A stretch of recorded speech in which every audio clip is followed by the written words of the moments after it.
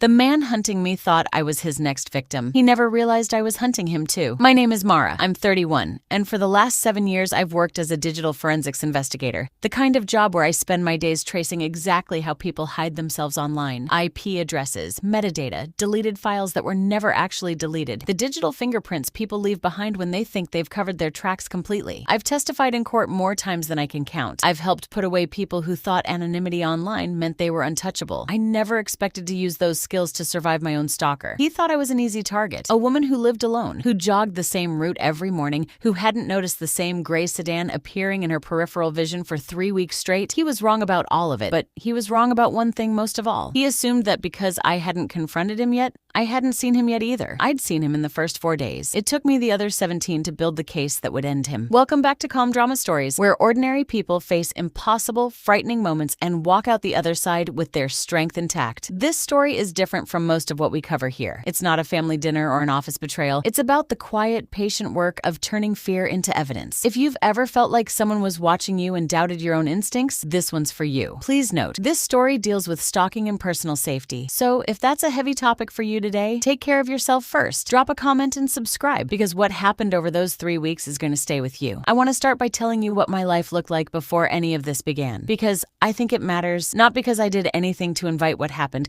Nobody ever does, but because understanding the shape of an ordinary life makes it easier to understand exactly how unsettling it is when someone starts quietly reshaping it from the outside without your permission. I lived alone in a converted 2-bedroom apartment on the 3rd floor of a converted mill building, the kind of place with exposed brick and old factory windows that developers love to advertise as character. I'd lived there for 4 years since my divorce, and I'd built a life I was genuinely proud of. A stable, demanding job I was good at, a small circle of close friends, a 6-mile running road along the river that I did most mornings before work, rain or shine, because it was the one part of my day that belonged entirely to me. I want to be honest that my job had made me more observant than most people. Not out of paranoia, but out of professional habit. Digital forensics teaches you to notice patterns. The same login attempt at the same time from the same device, the same file accessed in the same sequence, the small repetitions that mean something is not random, even when it looks random to everyone else. I didn't realize at first that this same pattern recognition was quietly firing off warnings about something happening in my physical life, not just my professional one. The first thing I noticed in retrospect was so small I almost dismissed it entirely. A gray sedan, older model, parked on the cross street 2 blocks from my apartment 3 mornings in a row. Not directly outside my building, that would have been too obvious even for someone careless, but positioned at an angle that gave a clear line of sight to my building's main entrance. The kind of parking spot you'd choose if you wanted to watch someone leave without being watched yourself. I noticed it the way you notice background noise, filed it away without fully processing it, the way most people do with small oddities in daily life, because our minds are built to explain away small inconsistencies rather than dwell on them. A neighbor's guest, someone waiting for a delivery, a car that happened to be there for reasons that had nothing to do with me. By the 4th morning, when the same sedan was parked in the exact same spot, at the exact same angle, at the exact same time I left for my run, something in my professional instincts finally overrode the part of my brain that wanted an innocent explanation. 4 instances of anything in my line of work stops being coincidence and starts being a pattern worth investigating. I didn't confront anyone. I didn't call the police. Not yet,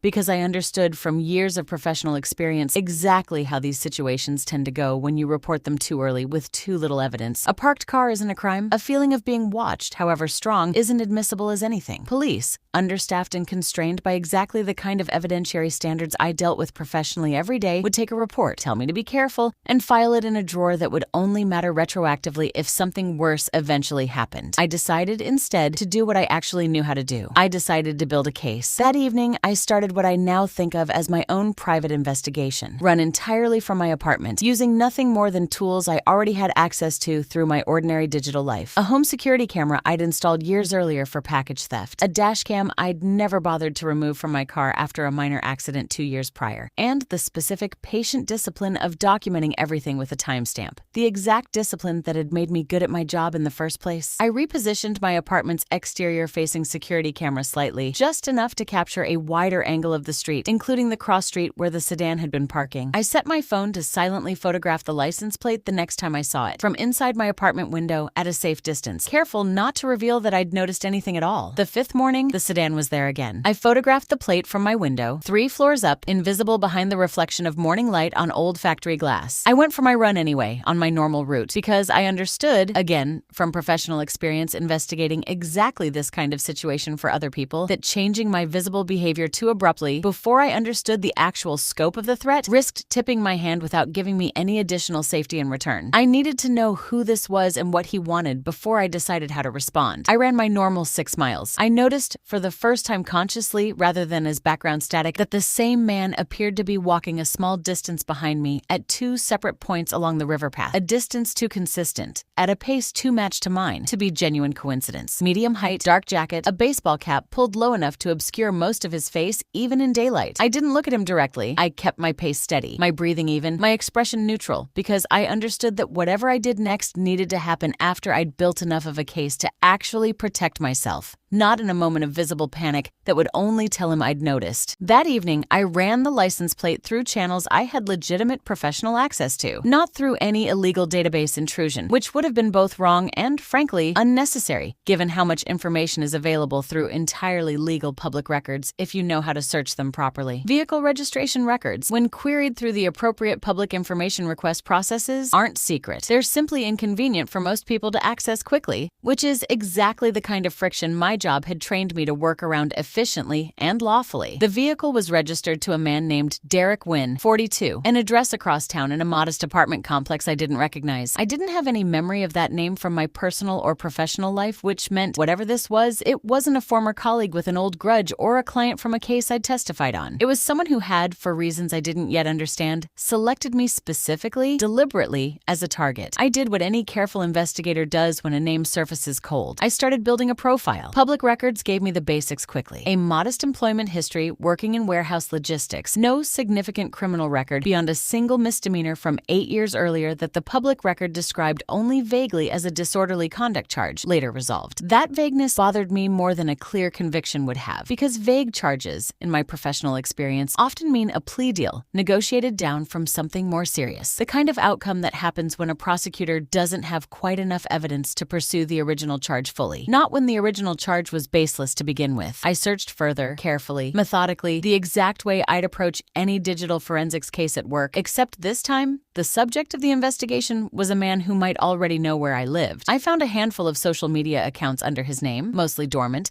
mostly unremarkable, until I found one smaller, less carefully maintained account, the kind people create and mostly forget about, that connected him, through a mutual friend list, to a woman named Priya Adams. Priya Adams, it turned out, had filed a restraining order against Derek Wynn 4 years earlier, in a different city 300 miles from where I lived now. The order was a matter of public court record, and reading through it that night, at my kitchen table at nearly midnight, I felt something colder settle behind my ribs than any professional case file had ever made me feel, because this wasn't abstract anymore. This was a documented pattern. The restraining order described a stalking pattern that felt, reading it, disturbingly familiar even before I'd finished processing what I was reading. A gray sedan, parked repeatedly near Priya's apartment, a running route he'd apparently learned and begun appearing along. Weeks of surveillance before any direct confrontation happened, followed eventually by an incident described in the court filing only briefly and without excessive detail. An incident serious enough that Priya had needed medical attention and had subsequently moved out of state entirely. The restraining order granted in her absence because Derek Wynn had, by that point, disappeared from the jurisdiction before any criminal charges could be fully pursued against him. He hadn't been charged with a serious crime for what happened to Priya. He'd simply moved quietly 300 miles away and started again. I want to describe what I felt in that moment at my kitchen table, because I think some of you will recognize it, even if you've never experienced anything quite this extreme. It wasn't primarily fear, though there was fear underneath everything else. It was a specific, focused clarity. The exact feeling I get at work when a case that seemed confusing suddenly resolves into a clear, documented pattern I finally understand well enough to act on. I finally understood exactly what I was dealing with, and understanding it, even though what I understood was frightening, felt infinitely better than the vague unease I'd been carrying for 5 days. I didn't call the police that night, though I want to be honest that I seriously considered it. What stopped me wasn't fear of not being believed. I had by that point a license plate, a registered owner, a documented restraining order from another jurisdiction describing an alarmingly similar pattern, and photographic evidence from my own security camera. What stopped me was a specific professional instinct. I knew that the strongest possible case, the kind that would actually result in serious consequences, rather than a temporary restraining order that a man who'd already fled one jurisdiction once before could simply violate again by moving somewhere new, required documenting enough of an established, deliberate pattern in this specific jurisdiction that a prosecutor could pursue actual criminal stalking charges, not just a civil protective order. I made a decision that night that I want to be completely honest about because it wasn't without risk, and I don't want anyone watching this to think I'm recommending it without serious caution. I decided to spend a limited, carefully bounded period of time. I gave myself a firm 2-week limit, continuing to document the pattern as thoroughly and safely as I possibly could, while simultaneously taking every reasonable precaution to protect my own physical safety before formally reporting everything to the police with a case complete enough that it couldn't be dismissed, minimized, or lost in an overburdened system the way Priya's case 300 miles away apparently had been. I want to be clear that I did not do this recklessly, and I did not do it alone. The first thing I did the next morning was call my closest friend, Elena, a woman I'd known since college who worked as a paralegal at a firm specializing in exactly this kind of case: protective orders, stalking, domestic violence litigation. I told her everything: the sedan, the license plate, the restraining order I'd found from another state, the running route, all of it, in the same flat, methodical voice I use when I'm walking a client through a forensic report at work, because I understood that panic, even legitimate panic, would make it harder for either of us to think clearly about what needed to happen next. Elena didn't tell me to stop what I was doing, which I'd half expected. Instead, she told me something that shaped everything I did over the following 2 weeks. The reason cases like this fall apart, she said, is almost never that the danger wasn't real. It's that the documentation wasn't strong enough, early enough, to convince a prosecutor the pattern was deliberate rather than coincidental. If you can build that case safely without putting yourself in more danger to do it, you'll be in a completely different position than most women in this situation ever get to be in. She also told me the thing I needed to hear most, the thing that gave the following 2 weeks their actual shape. You do this with backup, Mara. Not alone, not silently.